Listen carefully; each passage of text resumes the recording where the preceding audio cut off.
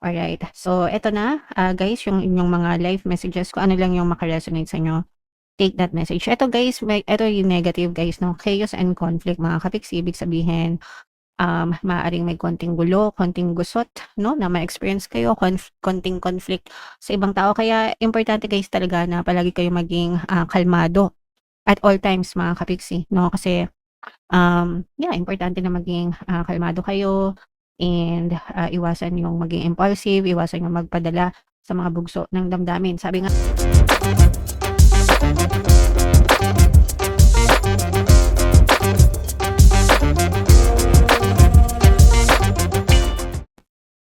hello guys, hello Aries, welcome back to Pinay Pixie Tarot. Ang pamagat ng episode natin for tonight is OOTM, Oracle of the Month, para ngayong July, para sa Aries, Sun, Moon, Rising Sign, and Venus. Meron tayong tatlong set ng text dito guys. Ito yung para sa spiritual messages, life messages. Ito pala, sorry, baliktad. Life messages, and ito naman yung para sa love life, mga kapiksi. So, kung ano lang yung makaresonate sa inyo guys, take that message kasi iba-iba kayo ng mensahe guys. So, unahin natin to spiritual message para sa inyo, Aries. So, yung first message, minder or meander. Sorry guys, hindi ko alam kung anong pag-pronounce nito, pero ibig sabihin nito, take it slow, mga kapiksi. Just enjoy the momentum, enjoy your life. Huwag tayo masyadong magmadali sa buhay natin. Life is not a race, it's a journey. Kung ano yung meron tayo sa buhay natin, i-appreciate natin, and let's do our best naman para ma-achieve pa natin yung mga bagay na gusto nating ma-achieve sa buhay. Pero ang importante is i-enjoy natin yung process, yung discovery, yung mga kilos na ginagawa natin, and be grateful naman dun sa mga lessons na natutunan natin sa buhay natin. Okay? Life is too short, guys. Let us embrace whatever we have right now. Live in the moment, kumbaga, Aries. And yung next message, guys, ito yung harmony, mga kapiksi. Ito yung pagkakaroon ng harmonious na buhay, harmonious na relationship, guys, no? Sa lahat ng nangyayari sa paligid natin and sa lahat din ng tao na bahagi ng ating buhay, guys, okay? So, enjoyin natin yan, mga kapiksi. Or, i-build natin yan, pagkakaroon ng harmony with life, guys, okay? And another message para sa inyo, Aries. Wow, abundance. I-mind nyo na to guys sa comment section. Mind abundance, mind kasaganaan, mind pagpapala. Baka gusto nyo rin guys panoorin yung inyong blessings, kapalaran, no? Kapag lumalabas ito guys, ibig sabihin there are blessings. So, panoorin nyo yung last episode tungkol sa blessings guys, para malaman nyo kung ano yung mga blessings nyo. Pero ibig sabihin nito ay you are blessed, pinagpapala ka, masagana ang buhay mo, yakapin mo. Make sure na magpasalamat kayo guys sa mga natatamasa nyo sa buhay, kasi the more na grateful kayo, the more na pumapasok yung blessings sa buhay nyo, mga kapiksin. Okay? So, yan yung spiritual message for you guys. Ito naman ay para sa live message guys. So, shuffle natin to. Habang sinashuffle ko to, panoorin nyo muna yung video natin regarding sa ating paano mag-manifest ng abundance video course. Kapiksi, sawa ka na ba sa mga struggles at hirap sa buhay mo? Masipag ka ba at masikap sa buhay ngunit hindi ka pa rin umaasenso? Ilang beses ka na bang nag-attempt mag-negosyo at mag-invest pero palagi ka pa rin nalulugi? Sa pagkakataon na ito ay maaaring may subconscious beliefs ka na nagiging balakid sa iyong pag-unlad at pagyaman. Introducing, paano mag-manifest ng abundance video course. Dito ay matututunan mong ma-overcome ang mga balakid mo para tuluyan ka ng umunlad, umasenso, sumagana, maging matagumpay, successful at maswerte sa iyong kabuhayan, pera, trabaho, negosyo, salapi at kaperahan ng bonggang-bongga. Dali, mag-send na ng email sa pinoypixie@gmail.com at simulan na ang iyong pagyaman ngayon. Alright, so sa lahat ng gusto mag-avail ng course guys, meron tayong paano mag-manifest ng abundance video course, paano mawala ang third party, at magkaroon ng harmonious na relationship, paano pabalikin sa ex or vice breakup. Sa mga interesado guys, mag-send lang kayo ng email sa pinaypixitaro@gmail.com. And sa mga naghahanap guys ng pampaswerte, ito yung ating money shaker jar, mga kapixi, super liit na bote, super effective, super powerful guys. So kung gusto mag-avail, ito yung ating WhatsApp number guys, i-chat nyo lang ako dyan, mga kapixi.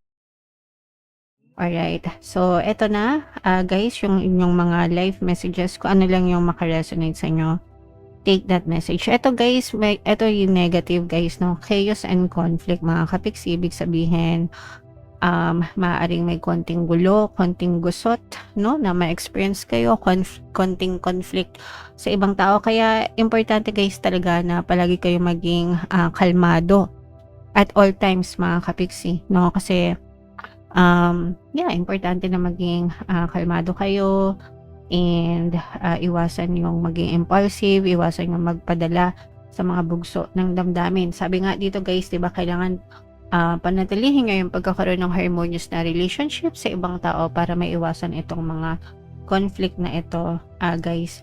Piliin nyo yung mga papatulan nyo sa mga hindi papatulan. Minsan, meron talaga tayo dapat na pinapatulan para ilagay sila sa lugar nila. Kasi minsan may mga taong abusado, 'di ba? Lalo na yung mga netizens, yung mga bashers, 'di ba? Kung mapapansin nyo yung ibang celebrity, kapag binabash sila na mga below the belt, talagang umaalma sila. And tama lang yon para ilagay sa tamang lugar yung mga gumagawa ng mga nagsasabi ng below the belt. Pero minsan, meron din naman na, alam niyo yun, hindi nakapatol-patol. And dead mo na lang, it's a waste of energy. So, choose your battles wisely, mga kapixi. Okay? Alright. And ito naman guys, this is no life.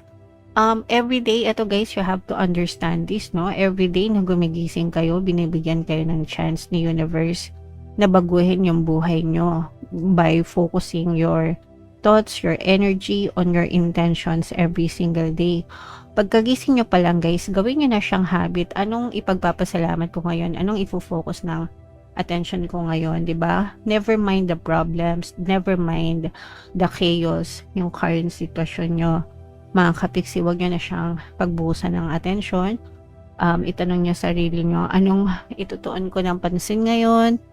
Yung negosyo ko magiging, kunwari may business kayo, today magiging malakas ang benta ko, maganda yung energy ko sa work, payapa yung mga tao sa paligid ko, harmonious yung relationship ko, di ba?